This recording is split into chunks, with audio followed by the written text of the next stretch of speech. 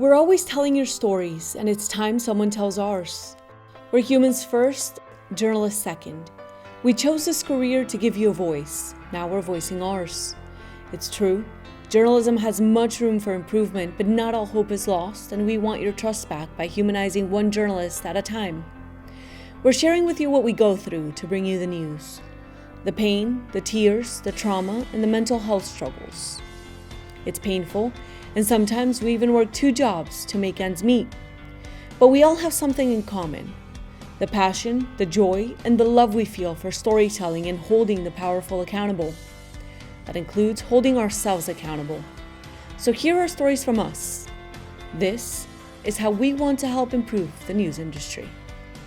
The Awakened Journalist is proud to present Media Healers by Emiliana Molina Fajardo.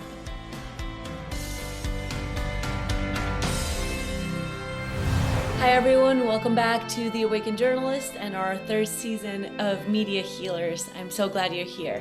Today we have the honor of speaking to Kirstin Marriaga. She's a 2-time Emmy Award nominee and has been in the news industry for more than a decade. She's also the author of Be a Journalist, They Said, and has covered local, national, and international news across 5 different television stations. During her career, she's covered tragedies like Hurricane Maria in Puerto Rico, the mass shooting at Marjory Stoneman Douglas High School, the aftermath of Pulse nightclub, and much more. Her book, Be a Journalist, They Said, talks about how to navigate the news industry, how to negotiate your first contract and how to survive it, how to jump onto the next market if you are a journalist looking to make your next move within the industry, and how to approach news stories with humanity, which I think is very important, especially after our struggles with COVID and the way we are all doing journalism nowadays. So Kirstin, welcome. Thank you so much for taking the time to speak to me and for being able and open to share your story with us. Oh, it's my pleasure to be here. We don't talk enough about the realities of this business. That's why I wrote my book. So I'm happy to be here. Thank you for having me. Awesome, love it. Okay, so let's start with your personal story and your journey before we hop on into your book. How did you decide to become a journalist? A really simple answer. When I was 14 years old, my English teacher, my freshman English teacher, told me that I was the best writer in her class. And so my brain went to, I should do something with the skill that I'm naturally good at. And so I did, and was laser focused. Got my degree in broadcast journalism, and started in the business as a production assistant. From there, went to my first market, Market 128. So that's a lot of jumps in your career, and starting in the 100s isn't always easy. So how was that first job for you, and what were some of the challenges that you faced? You know, I'm finding more and more how unique my experience was. And by that, I mean that we all have our horrifying nightmare stories of working in our first small market, right? Um, I always say that, like, and I say it in the book that, like, your first market's really an extension of college. It's kind of just like you're putting everything you've learned in a textbook into action, and you get to practice that. And that's why you're in a small market, to make those mistakes. But I walked into a station that didn't have a news director. And so right, exactly. Yeah. So, and I really wanted to write the book because, like, I didn't know what to look for. When you walk into a station, you're just like, you think everything's just like smooth sailing and it's like a well-oiled machine, and it wasn't. And I thought that I would be walking into a morning show that was put together. We were actually creating a morning show while I was there, when I arrived. And so that wasn't what I signed up for. My position, as I applied for it, was a producer anchor position, which made sense to me in a smaller market that would be the case. But I was actually producer, anchor, and editor of the morning show. So I had to put the show together, and I had to edit all the videos, and I had to co-anchor the show, and run prompter for myself and my co-anchor for 2.5 hours standing up. Mm. And the one thing that I want to get across to people is how little transparency you're going to get when you get into this business. I mean, it's just like, I mean, it's smoke in like, what is it? Smoke and mirrors. It's smoke and mirrors everywhere in this business. And you just know so little of that when you walk in the door, you And it's know? ironic too, because it's journalism. Here we are exposing truths, and there's so little transparency within the news industry. Go I ahead, mean, keep going. you're just like hoodwinked left and right, especially in your first market. You know, you're going to have such a lack of resources because of by virtue of being just a smaller market, you know. And so, if you can help, if I can help alleviate that stuff for people with their first job, that's all the intent of my book. I just need people to know what they're getting on in getting into. It's not. I'm not trying to be you know, I'm not trying to talk people out of being a journalist. I just want you to have the full scope of what you're getting into because I wish I would have known. I don't think it would have deterred me, but it would have better prepared me mentally, which I think for me is half the battle. Oh, yeah. Mhm. And, just so you don't have to jump into that first market blindsided. Because I wish I would have had a book like yours when I first started my first job in the news industry. I think we would have been better equipped with the tools that we need to succeed and not been faced with so much disappointment with the lack of transparency when here we are trying to work so hard to share the truth to the world and to the audience. So definitely thank you for that book because I actually haven't read it, but I've read all the talking points and stuff. And, from what I've been able to gather, it is a very much needed resource, especially for those students that are graduating and jumping into their first job. That's so silly. I should have sent you a copy. I will send you one after today. Oh, thank you. You're so sweet. You're so sweet. Thank you. No, yeah, I just want to be completely transparent. Like, this is what I read was off of your website.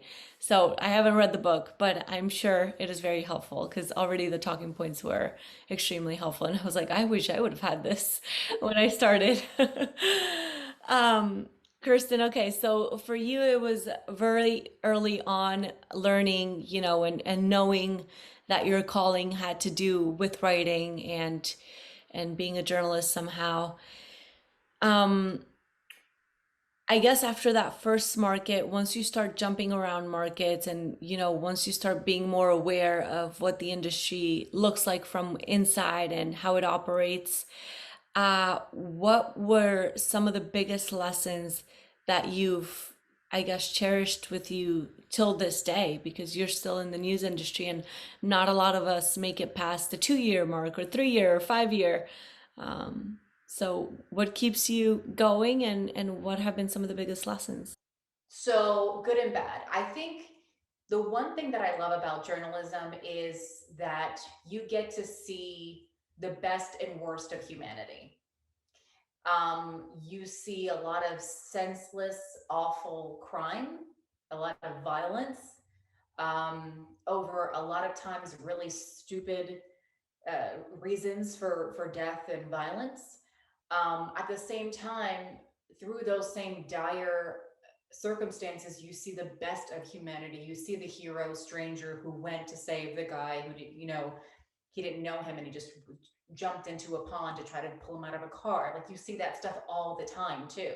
So even though something's dire, you almost always, at least in my position, see like the best of humanity in the worst of circumstances. And I don't think that people, you go to a cubicle and you work on a computer for 8 hours, 9 hours a day, that you get to see stuff like that all the time. You might see it randomly on your way home from work or whatever. But for us as journalists, it's almost a daily occurrence that you see something that's tragic, but also remarkable at the same time.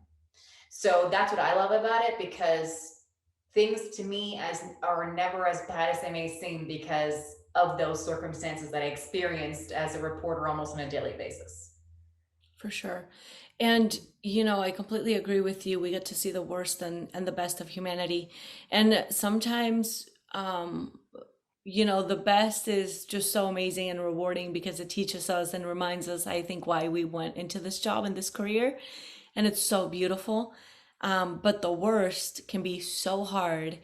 And we barely have any resources to cope with the trauma and understand how hard and difficult and challenging it is to cover those news stories, and how difficult it is to just be able to move on to the next news story. Because I know that's a line we use often in the news industry, and it's like, no, no, no, wait. After Hurricane Maria, you probably needed time to process what you just witnessed, what you just saw, all the victims that you spoke to. After the shooting at Marjory Stoneman Douglas, you probably needed time to sit down and process, oh, like so many things. Just it's Valentine's Day, a day filled with love, and here we are covering a shooting and a massacre and seeing so many family members cry and facing so much pain and suffering. I'm wondering how you yourself, having covered so many difficult news stories, have found ways to cope and to heal from the trauma. One, I think it's knowing your capacity in general as a human outside of being a journalist, right? Because like there's this show on Netflix. It's about she's a journalist, and she said, it's not a job, it's a lifestyle. Mhm. And I was like, oh my God, I feel so seen. Because I've never like I couldn't find the words to express that to people. And that's an easy way to put it for someone who isn't in journalism. And because everything kind of bleeds over into your personal life, because again, it's not a job, it's a lifestyle. You have to know as a human being, what am I capable of?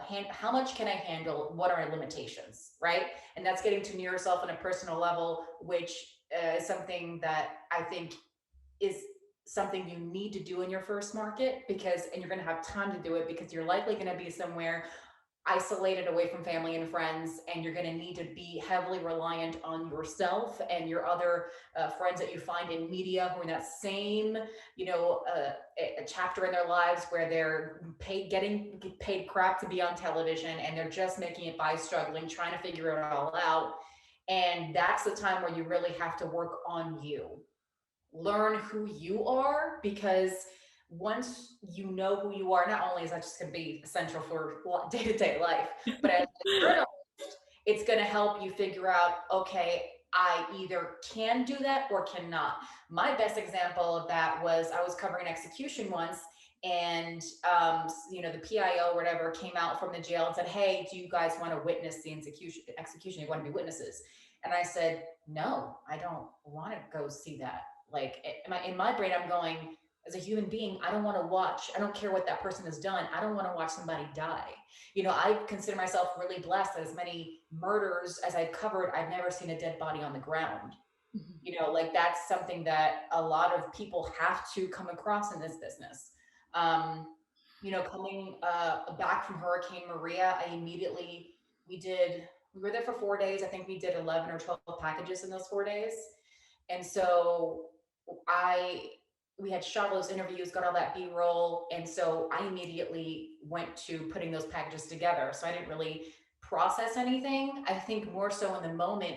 I remember there was one scene, and I went to Puerto Rico 4 months after Maria, so it was kind of an update on how the island was doing, and the answer was not so good. Even 4 months after, I mean, there were some areas that looked like the hurricane had just passed the day before. And I mean, just have crumbling homes just sitting there that no one had attempted to try to, fix in any way, build up, remove even, items from the home. Just, you can tell they said, this is my home. It's a disaster. There's nothing worth saving. I'm going to walk away.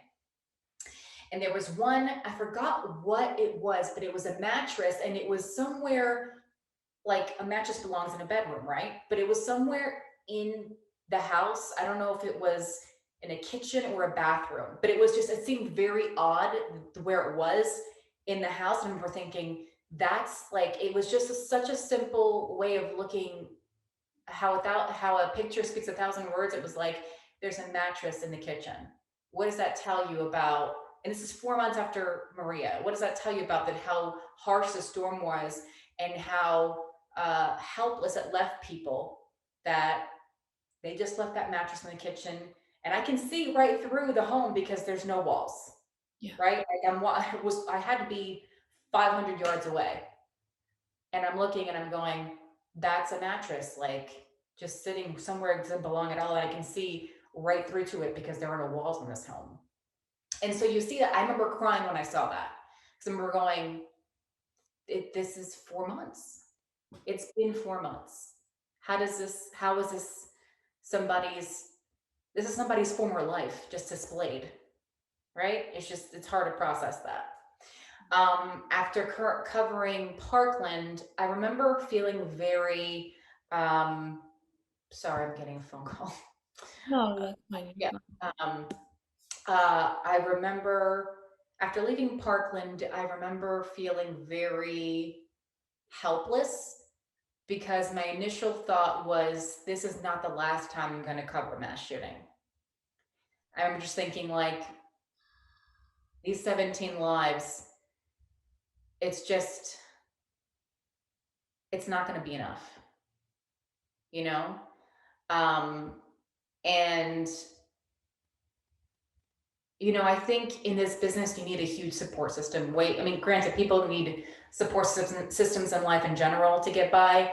But in this business, you really need someone to go home and say, I just spoke to a teenager and, she told me her experience of hiding in the closet for 45 minutes, texting her mom that she loved her because she didn't know she was going to see her again. And you have to be able just to talk it out. For me, that's enough to say, I need a moment, and to have my husband hold me and just say, this was my day. And this is not the average person's day, but neither were, but that wasn't the average experience for those students walking into school that day either. That was not their expectation. They expected to go home. And so processing, again, knowing what you can and cannot handle, because as much as it is my job to go cover those type of situations and those dire circumstances, it's also my job to say, I can't do this. Like if it was triggering for me to the point that it was going to impact my mental health, then I, as a journalist, should feel free to tell my news director, you need to send someone else, right? So you have to know what you can handle. And I think that's the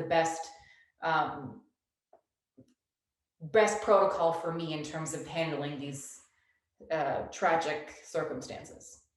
And I think that's a huge lesson, for all of us too, because I know we often feel the need to want to be so perfect or good at our jobs that we are incapable of saying, no, I can't go cover this news story, just because you don't want to do that in a newsroom, or you don't want to seem weak, or you don't want to seem problematic, or like you can't go cover a tragedy. But I think it's so valid what you're saying. Just know what you can and cannot cover, and know what you can handle, and sit back and think, okay, what are the pros and cons of covering an execution, for example? Why would I want to go see a person die?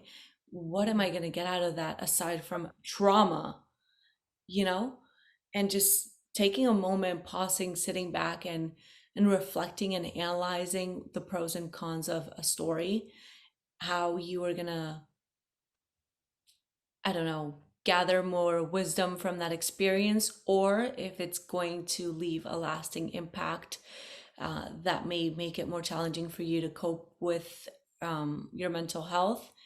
Then there definitely needs to be clear boundaries with your news directors in saying, I can't cover this right now, or I can't do this right now. Well, And we should normalize that. it's interesting in the example with the execution, because I remember thinking right after saying, no, I don't want to go witness that. I remember thinking, well, Kirstin, what if something goes wrong during the execution? What if this person who dies in this extraordinary pain because something went wrong? And who's going to tell that story if you're not there? Oh gosh. So there was a moment of, I may not be doing my job right today. But it was a decision I made and I stuck with it.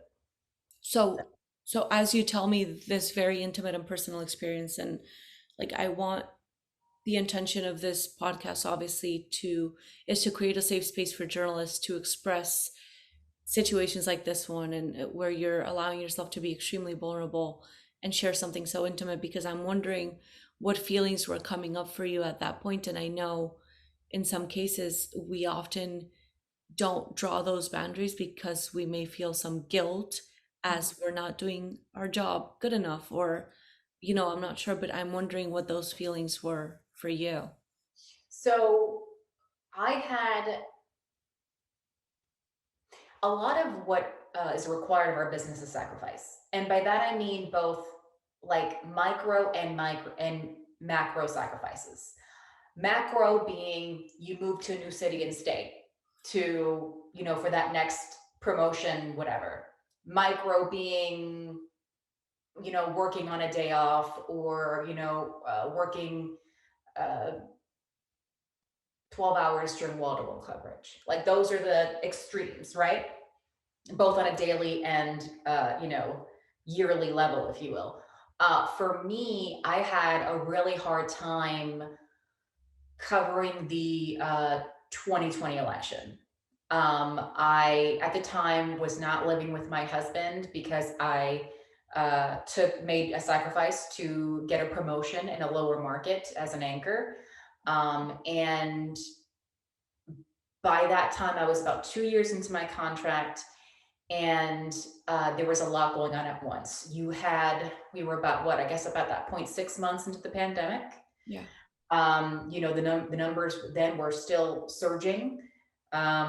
We, weren't in a situation now where there's vaccines available and pills available and tests at the ready. And, it was just a much more dire time. Along with that, you had a lot of leading up around that time, 4 years of fake news, where, a lot of people had a hard time telling the difference between network cable news and your local newscast. And then on top of that, you had politics. You had a really contentious election happening. And it was about 3 weeks to the election, and I found myself just feeling really overwhelmed, to the point where I couldn't handle it anymore. It wasn't just like, okay, I can breathe it out and it's gonna be fine. And, like using techniques, I'm very mindful of myself and how I'm feeling, and I try to mitigate that, right? And I said, I think I need to talk to someone. And thankfully, through my job, there was free mental health help. And I spoke to a counselor for about 6 weeks, and she gave me some really great tools, and I utilized those tools going forward. But I remember, again, I think it goes back to my premise before, you have to know yourself. Mhm. If you are feeling like you just can't handle things, there's a reason why. And I had ignored it for a long time, trying, not ignored, but mitigating myself. And then there is a point where you have to say, this is no longer something I can tackle on my own. And I need to talk to someone. I need someone to give me professional assistance with this problem. That moment for me was during 2020. Everything was so new, right? Like we didn't know anything about this virus, and what the next thing was going to be, and the mask debate and remote schooling, and like all these things were just so fresh and new that it didn't. And plus, you couldn't go anywhere, right? Like there was no point in traveling, and there was restrictions even with my job. You had to call in and say, I went to XYZ city. If you left your city, there was a time where there was 8-week period where I couldn't even leave the city that I worked in. So my husband was driving from where our home is, to me every weekend for 8 weeks in a row, because I could not physically leave the city that I worked in per my job. And so, there's a time you couldn't risk getting sick, like it just wasn't, there's a different dynamic now as it relates to that than there was then, right? And so you have all these factors going on at once, and all of a sudden I realized it's October of 2020, and I haven't taken any vacation time. I've taken maybe a long weekend here or there, but like on Monday through Friday, like just get away. Don't look at your phone. Don't even look at the news for a week. Just like take your brain out of your head and just breathe and get away from everything. I hadn't taken that. And the holidays were coming, and my one of my EPs was putting out the schedules and said, "Hey, make your requests for the holidays coming up." And I said, "You know what? I haven't taken any time all year. I never ask for Christmas off because I usually leave it for the people who have kids, and I usually work it so that they can spend time with their children." But I said, "You know what? This year, I'm going to be selfish. I'm going to ask for the entire week off." And I put the request in the wrong way. And so when we got it back in October, because they asked for it in August, I was at the desk, in between VOs or in weather or something, and I'm looking at my email, and there it is. It comes back, and I don't have any of the days that I requested off. And immediately tears just start coming down my face. And I'm going, about to be on television. I don't know if we were in weather or in a commercial break, whatever. I had time to like rectify the situation quickly, but I was like, I need to get it together. And then shortly thereafter, I had a break coming up, and I remember thinking, why am I having such a severe reaction to not getting days off? Like something's going on here that I can no longer control. And so that's when I reached out to the counselor, and she said, "You weren't upset about not getting days off. You're upset because that was the light at the end of the tunnel after not being off the entire year, and that light closed. It went dark, and you lost all hope of getting some much needed relief for your brain." And I was like, "Yeah." And she was like, "You've been doing a lot of stuffing, just taking it, stuffing it, internalizing it. There's been no release." And so you just have to be mindful. You have to be mindful of yourself and then help that you need and when you need it. And so that was for me one of the times where there was just too much going on. I couldn't handle the pandemic, the politics related to the pandemic, the politics in general at the time with the election, and my personal circumstance of not seeing my husband every day because we were living in two different cities. It was a lot going on, and it forced me into therapy. I mean, my job forced me into therapy. Like that's the reality of it. And Mhm. that's, so valid. All those emotions that were coming up for you were so valid. Because I know, that aside from the difficult news stories that we cover on a daily basis and the emotions that come with those stories, oh my gosh, if anything is a struggle in the news industry, it's asking for Christmas and New Year's off as well. We all know how difficult it is. We all have sacrificed one or the other because we often don't even get the two days off, like Christmas and New Year's. It's like you have to pick between one and the other, or you get none at all because somebody has to be in the newsroom. Um, so I'm sorry that you had to go through that. All those emotions It's were rectified. I went back because I just put the form in the wrong way. okay. And, because I've never asked for it before, I didn't even know how to fill out the paperwork properly for those days. Yeah. So I fixed it, and it took me 10 years, but I actually had an entire week off for Christmas. It was amazing. Okay, I love it. So after that situation and when you went to therapy, like you were able to ask for the days off properly and you did get that week off. Okay, so there was a light at the end of the tunnel. There was Yeah. much light. It all worked out very, very nicely in the end. But beyond that, I mean, I went on to do that. Went on to be with my therapist for 6 weeks, and it was just, constantly checking in, and um, using tools just to get by, whatever. And she, based on my needs, will personalize those tools and say, "Want to try this?" And it was helpful. And can you share some of those tools with us? Anything that you want to share that is super helpful that maybe can help another colleague? Yes. So here is something that I thought was interesting. So a lot of the calls, especially around the election, she said 99% of the calls she was getting was about politics and being stressed out, and there was so much going on at the time, social justice issues, and just it was a very heightened time, and it Yeah. remains a very heightened time, not as heightened before, but pretty heightened. And And she said, I've been saying to a lot of people, especially those who are unemployed because of the pandemic or underemployed because of the pandemic, I've been telling people, this is just your pandemic job. And she was like, for you, that's a little different because obviously your job literally is the pandemic. Yeah. But she said, you have to remove yourself from being Kirstin Delgado anchor. You have to pretend in your brain, you're an actress playing Kirstin Delgado anchor. That's who you are right now, because right now your job is to cover the pandemic, and that is your pandemic job. But once the pandemic is over, you can go back to being Kirstin Delgado, regular anchor. But for now, you're gonna have to play a role. Mhm. You're every day you're gonna go to work and you're gonna act, and that is your role they were taking on for the day. And that, thinking of it in those terms, was helpful, because it was able to help me remove myself in a way that I hadn't before.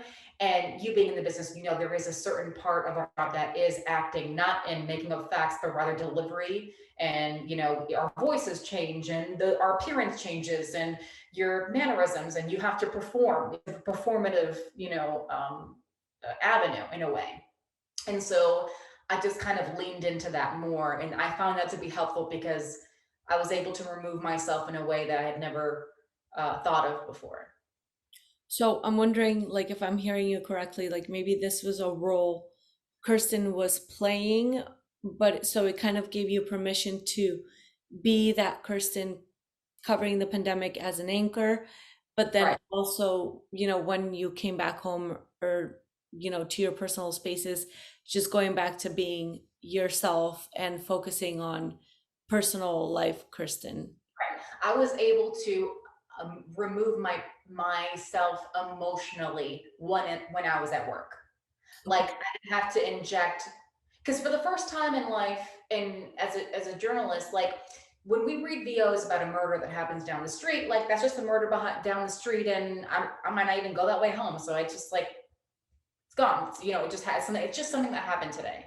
Yeah. But for the first time, for the pandemic, I would say something on air that just happened, and then it would immediately impact me when I walked out that door. Yeah. Like, I was facing the things that I was telling people they were going to face themselves. And Yeah. that was something that doesn't happen for us often, because we're able to remove ourselves from the murder or the rape or the city council meeting or whatever. Like, it's just something that happened that day. Yeah. Um, Unless you're a reporter on the scene of something dire, and then it sticks with you, right? But outside of that, especially as an anchor, you're like removed from the content in a way. That was the first time that I wasn't removed for the content in a way. Like, if this store just said you have to wear a mask, now I had to wear a mask. In fact, I'm at work on air without a mask on, right?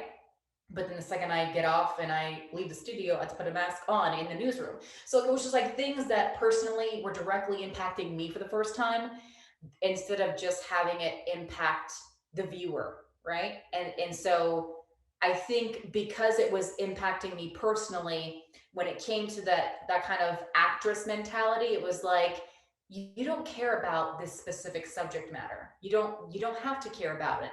You're going to pretend you care about it, right? But if you actually care about it, you're going to internalize too much. Because that's what I've been doing, for the year and a half prior, whatever it was at that time. Um, so you just gotta pretend to care, do your job correctly, but then when you walk out that door, don't care about what arguments people are having about wearing a mask or not, or vaccines or not, or whatever the case may be.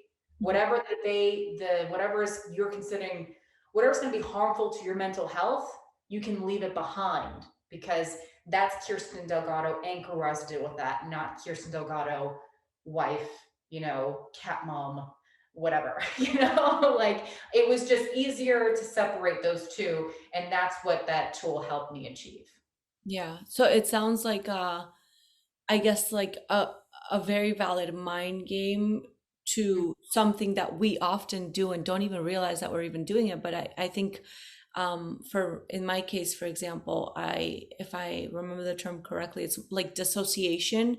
So separating yourself or being disconnected from that reality that you're telling. So yes, whenever I had to anchor and, speak about a shooting or a massacre or homicide, there definitely was a lot of times where I realized later on down my career that I was going through dissociation. So disconnecting myself from that reality. Yes, I'm reading it. Yes, I'm seeing the image or the video on the television screen, but learning to separate yourself in a healthy way where you're not carrying that pain, that suffering, but where you're, I guess, being mindful and aware and knowing yourself and knowing if even the fact that you decided to disconnect or dissociate from that situation is causing you to feel some type of way.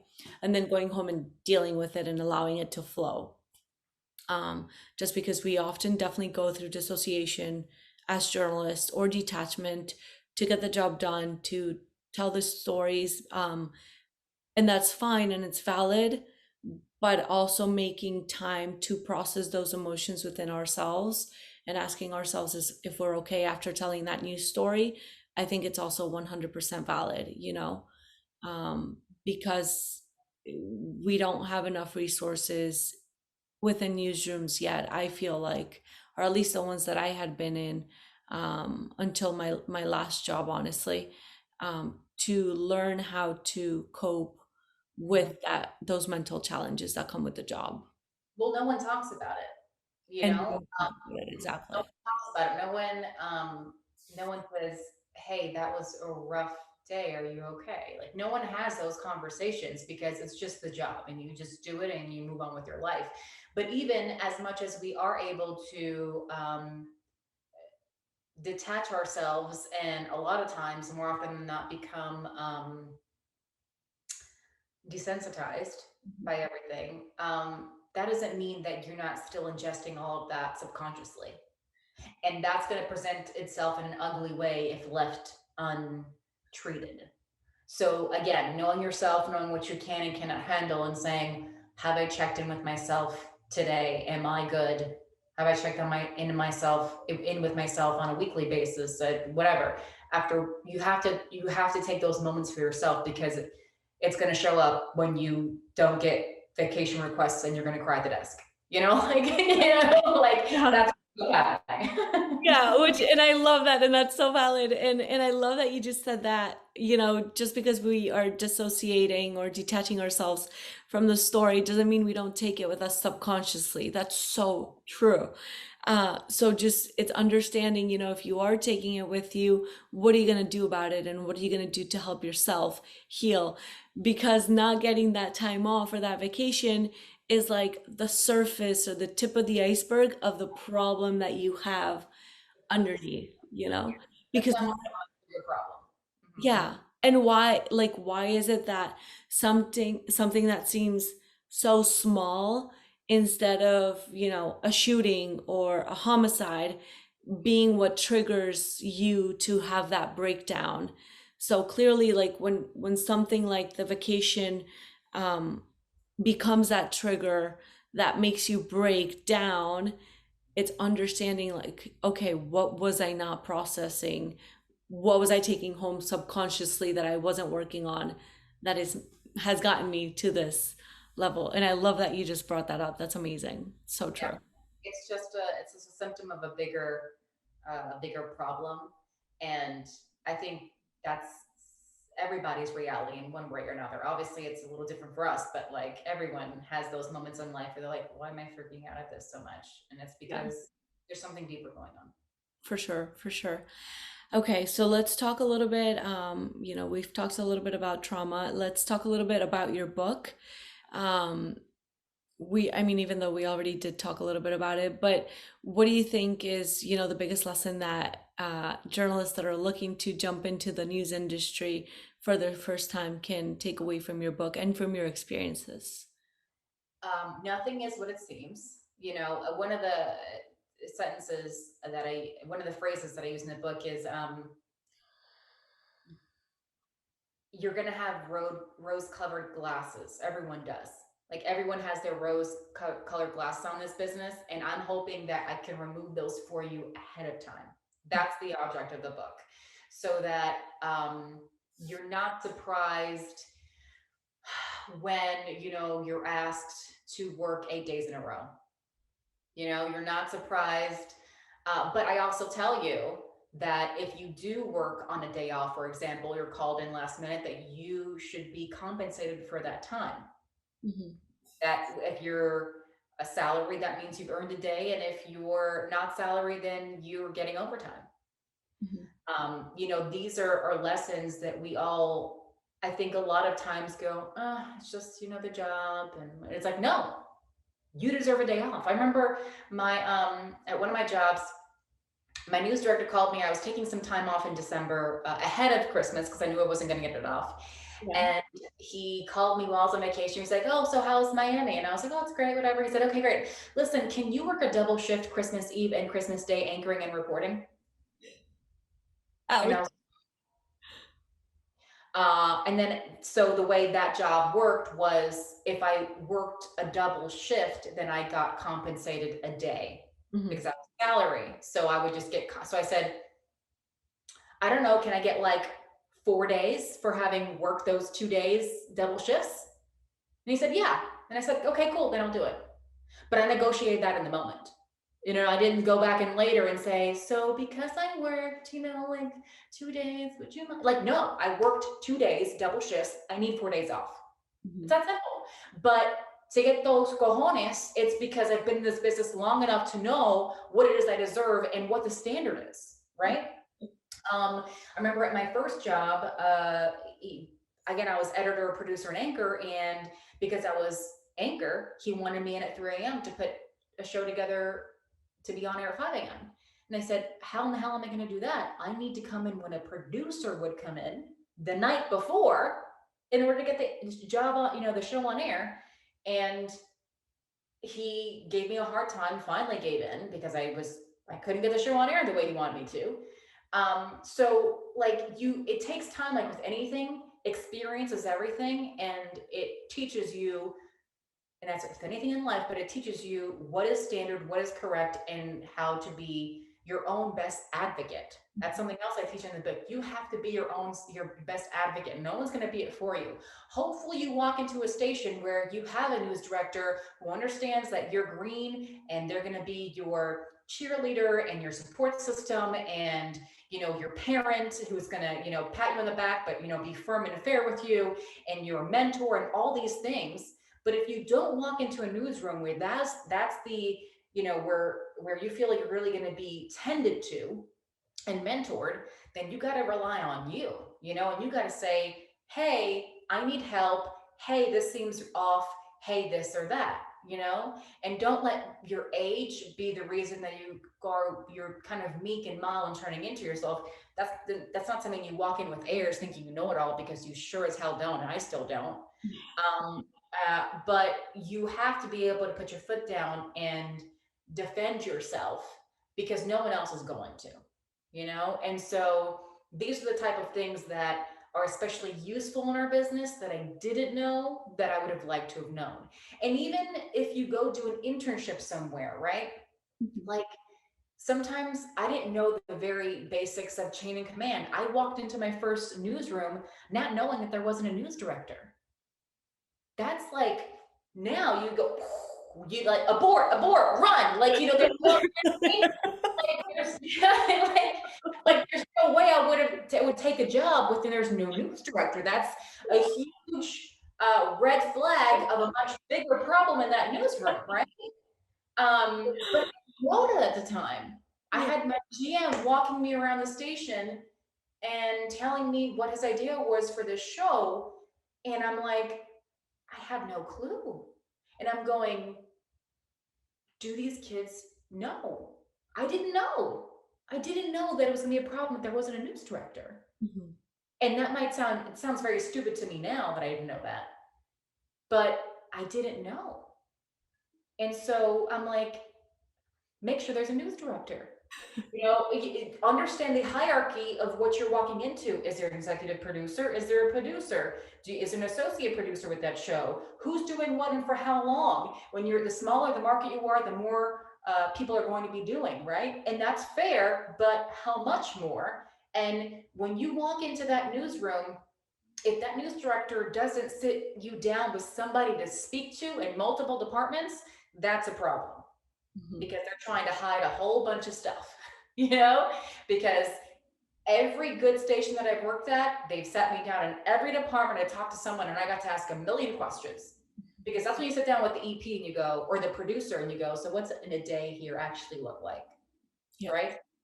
And you just, hopefully they give you an honest answer, you know, but that's the stuff you can inquire on your own, but you don't know to do that stuff. You know, that's something you learn over time and how this industry works.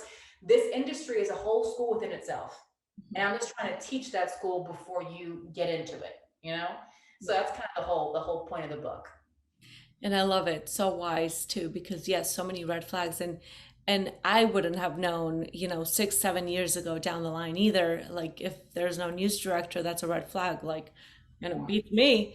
I know now, clearly, because obviously the job comes with a lot of knowledge and wisdom. But yeah, knowing the, the hierarchy within each station and how it works and who's going to do what, because clearly the smaller markets are working a lot on the backs of multimedia journalists, and that means that not often are you recording, shooting, writing, editing, and doing everything yourself, but that often means, a newscast somehow ends on your lap as well because there's no producer to produce the newscast. Um, and that's where we end up with burnout and feeling overwhelmed, and with journalists who are quitting the news industry after 1 year of being in it. So who's gonna do the job 5 years down the line if all our new journalists are quitting? Yeah, it's an interesting time in our business. It really is. You know, at the end of the day, we're all trying our best. Mhm. But I think the one thing that has been revealed out of this um, is that we're human too, and that we need to be treated as such. And so newsrooms don't work in a vacuum. Just because I'm a journalist doesn't mean I don't have feelings. I can separate them and present to you just the facts on air. That doesn't mean I have feelings about what I just said on air, one way or the other. And that doesn't mean that I'm a robot who doesn't need time off or doesn't deserve to be treated with respect, with oftentimes comes in and outside of the newsroom and how we're perceived from the public, you know? So I think there's a lot of what's always just been that way in our business. And that's just not good enough anymore. And I think the pandemic has revealed that that standard needs to change. And I think there's been a lot more focus on mental health within newsrooms and being mindful of saying, I need a moment, I need help, I need to walk away, I need a day off, I need counseling, I need whatever. I think there's a lot more openness to that through the pandemic than there ever was in our industry before. I agree. I 100% agree, and I couldn't have said it better. Kirsten, that leads me to two more questions. One event or something that you think has been the most rewarding situation for you within the news industry. I think it came out of my stories, one of my stories in Puerto Rico. So we went to Yabucoa, which was where the city, it's a mountainous area where Hurricane Maria actually made landfall. So it was Puerto Rico's first target. And 4 months after Hurricane Maria, there was still a huge problem in that area. And so we're driving around because things are so dire still there. The stories were plentiful. I mean, the stories, the characters were everywhere. And so I walk up on this woman and she's cleaning clothes in one of those painting jugs that has water in it, and she's cleaning clothes outside of her home. So I approach her and I ask her questions. Have you been doing? Can you show me what your living situation is? And so me and my photographer went in there. She was very kind, and she was 75 years old. It was her and her husband. And she said that the water had returned, I believe, 6 weeks earlier, and that FEMA had knocked on her door 2 weeks before I arrived. So you're talking about 3.5 months after the hurricanes, the first time they had a FEMA worker knock on their door. Wow. And they're 75 years old. They can't drive, so they're relying on neighbors to get them food. They have a makeshift freezer, refrigerator of a cooler that has ice in it. They only take showers during the day because they don't want to fall at night. They're kind of sedentary at night because there's no electricity still. Yeah. So they can't move around. And the wife had already taken a tumble, actually. Wow. And I just remember going, this is unbelievable. How are Americans living this way? This would be unacceptable anywhere else in the contiguous United States. And it was, I think, the most heartbreaking thing to hear from her husband. His birthday was the following month, and he said, "Lo que quiero para mi cumpleaños es luz. Yo creo para mi cumpleaños va a ser luz. Va a haber luz." And I just thought, this is in a third world place. Yeah. This man is saying that for his birthday, he's hoping there's electricity in his home. And I found that so heartbreaking. Anyway, so I put that package together, one of the many packages that we come out of Puerto Rico. I put it online, and through the power of social media, it had been shared to the granddaughter of that couple. And she said, "Thank you so much. You gave me eyes on my grandparents," because I'd spoken to them, once or twice since the hurricane hit, but the signal was really shoddy, and I just didn't know how they were really doing. Thank you for giving me eyes on them. And I thought, wow, I actually made a difference in someone's life. Because in journalism, with all these, what we call spot news, you just run to this breaking news, run to a shooting, run to a stabbing, run to robbery, run to this, run to that, all this crime stuff, that oftentimes, I know I got in it to be impactful and inspire people and make a change in the world. Oftentimes, more often than not, you don't get to do that, And so for me, I thought, wow, I impacted someone. I brought relief to this person because I happened to walk up on her grandmother washing clothes outside of her home. Wow. That's so amazing. I just got the chills everywhere, and like listening to you talking about it, I can just visualize it and picture it, and it brings up so many memories too of, stories like that throughout my career, that it reminds me why our mission as journalists is so beautiful. You literally brought light to a family as well, because it's so meaningful. How long had it been? Like 4 months since they hadn't seen each other, or 3 months? I mean, she lived in Connecticut, I believe. So God knows how long they actually seen each other. But after the hurricane, her big concern was not knowing how they really were doing. Again, they spoke briefly, but the connection was bad. And so she just didn't get a good sense of how they were actually living day to day after the hurricane. And I gave her that inadvertently. I just was doing my job, and presenting the realities of what some people in Puerto Rico were still going through after the hurricane. I think at the time, the statistic was that 20% of the island still didn't have power. And so, I was just doing my job, and I made a difference in someone's life. I made her feel better, even though they were still in bad circumstances. She was able to physically see them and go, life is tough right now, but they're okay, and that was a nice feeling. Yeah, that's amazing. That's a beautiful feeling. I love that. Okay, Kirsten, and last question, unless you have anything else you want to add that maybe I haven't asked you. I think we've covered a lot. We have covered a lot. We really have covered a lot, literally. So something you would love to change in the news industry, or to see be improved in the news industry?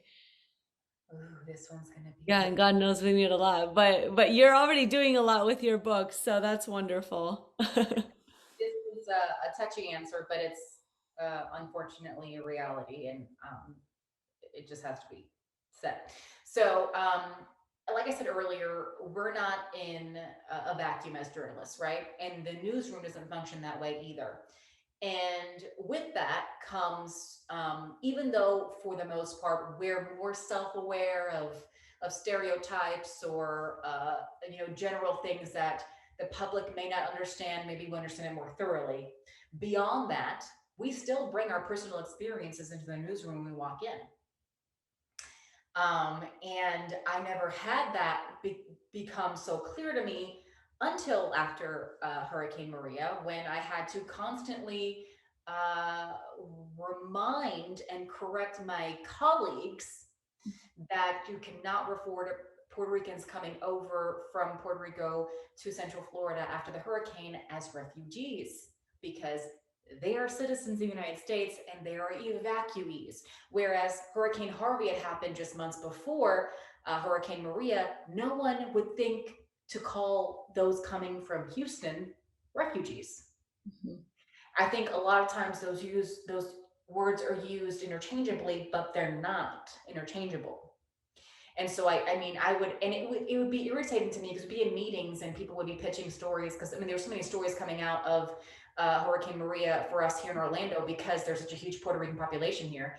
And the stories would be coming every day, and I hear the pitches, right? And be in pitch meeting, and I'd hear, you know, because refugees, blah, blah, blah, blah, in reference to Puerto Ricans coming over, and I just roll my eyes. And then I'd have a sense of people in the pitch meeting getting irritated at me for getting irritated. Yeah. And I'm like, number one, you guys are wrong. You're going on air to a Puerto Rican audience, by the way. Your audience here in Orlando is Hispanic and white. That is a predominant demographic of our audience. Mm-hmm. You're telling Puerto Ricans here they're not citizens. That is what you're saying when you say that. Having to make those corrections. Yeah.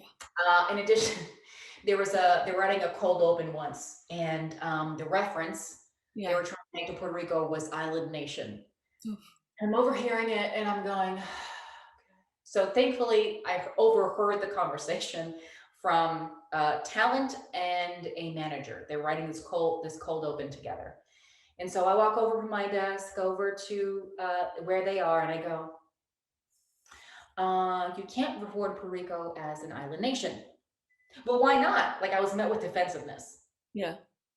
And I go, because we're a part of the United States. And I'm irritated with myself now that I was meek about it. Yeah. Because I was like, so guys, because it's so uncomfortable to have to handle these situations. But again, we don't work in a vacuum. People are going to come in with wrong information. Sometimes you have to correct it, right? Mm-hmm. So that second I said, because we're part of the United States. Yeah. It was like a light bulb went off in there. I were like, and they immediately began to make the correction, right? Two things then happened, which I thought was very interesting because they were opposite reactions.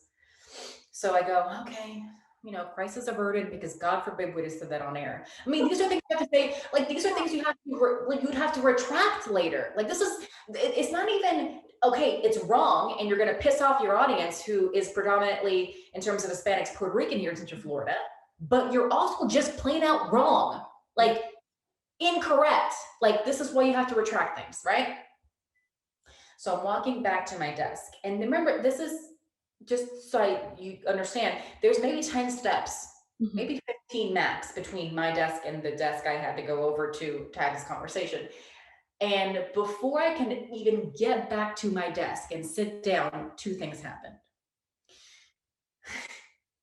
In response to me saying, because we're part of the United States, the manager says, you know, I just don't think of them that way.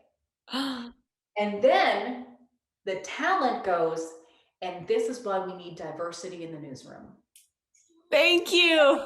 I had two more separate responses in a span of 5 to 10 seconds. I remember going, it was like, I was like in a car accident and I had whiplash. I was like, on one end, I'm going, I just don't think of them that way. And what's messed up is I'm Puerto Rican. So to that manager, I know in her eyes, it wasn't that I was an American, but somehow the residents of Puerto Rico are an American. She said, think of them as Americans, which is mostly the fact that that's not taught properly in school, right? And discussed amongst society in that way. Yeah. And then you have the other person, the talent, go, this is why we need her in the newsroom. Because who would have corrected this? No one. And then we would have gone on air looking like complete idiots and had to make a retraction. over something so simple in a cold VO, in a cold open. Yeah. You know, when we say that diversity is necessary, it's not just to meet a quota in the newsroom. It's because of these instances, these cultural things, that if you have one majority race or people managing, are going to be left out. That's it. It's really that simple, and that applies to any business. Yeah. But especially this one, when you're dealing with culture all the time. You know, our job is different cultures of the demographic in which you work. 100%. We don't live in a vacuum, and that exists in newsrooms, and we have to discuss it, because if not, God knows what's going to make air. Yes, 100%. And I love that you just told this story because, what I'm breaking it down to as well, and what I'm hearing within all of this, and that is so beautiful because you just explained it perfectly, is the power of language and mindful journalism. And the fact that your news director said, I don't see them that way, then if you're in Orlando, how do you see your audience? This is the people you are catering to every single day. So definitely the power of language. Just to be, so I don't get anyone in trouble, it was not my news director at the time who said that, just to be clear. Okay, you're good. And no, this is why we don't even mention names because for public shaming, this is manager, and I'm sure she learned her lesson.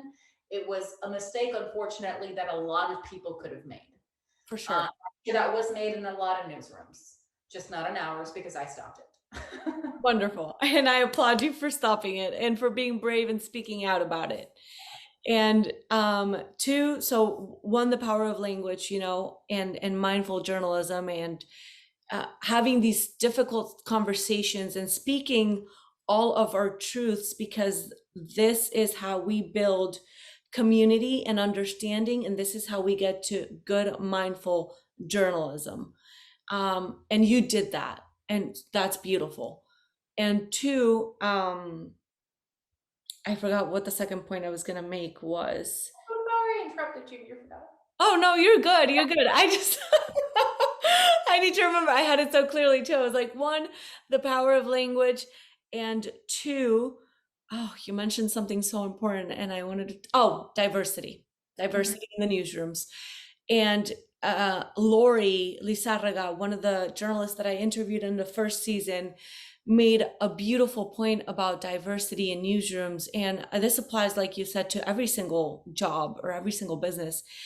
And just because you are hiring Hispanics or colorful people in your newsrooms does not make it an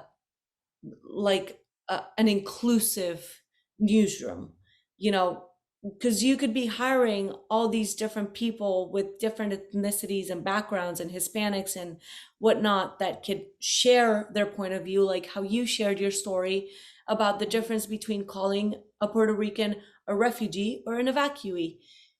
And the fact that you were heard and you were able to change that, that makes for a diverse newsroom. But often managers are just hiring colorful people, but are not giving them a platform to be able to speak their truth at the table. So having colorful people in a newsroom does not make it diverse.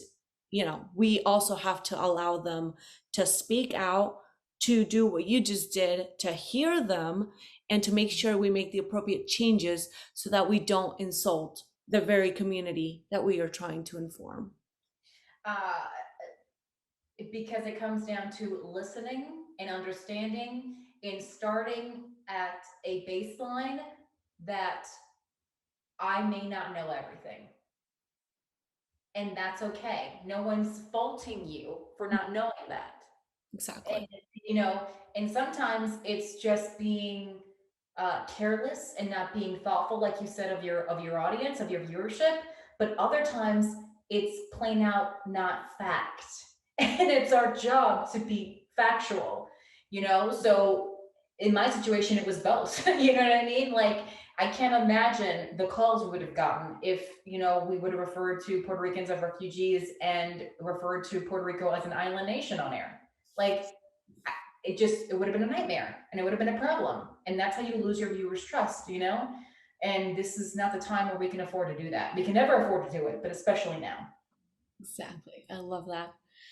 Kirstin, I am so honored that you accepted to speak to me on Media Healers. I am so honored to have had this conversation with you. It was so beautiful, so much filled with knowledge and wisdom. And I thank you from the bottom of my heart for sharing that with us. And I know that this interview is going to bring a lot of light to the people that listen to it and hopefully help create some changes within the news industry as well. I so appreciate it. You're doing great work here because these are conversations that need to be had, and the title says it all. Media people need healing. We just do, and it's especially important now. So you're doing an amazing job, and thank you for taking on this effort because it's not something that's discussed, and we need to. And I think that's the most. I think the most visible. The most thing that's gotten visibility recently of how much our industry needs healing is when that poor girl was hit by a car just recently,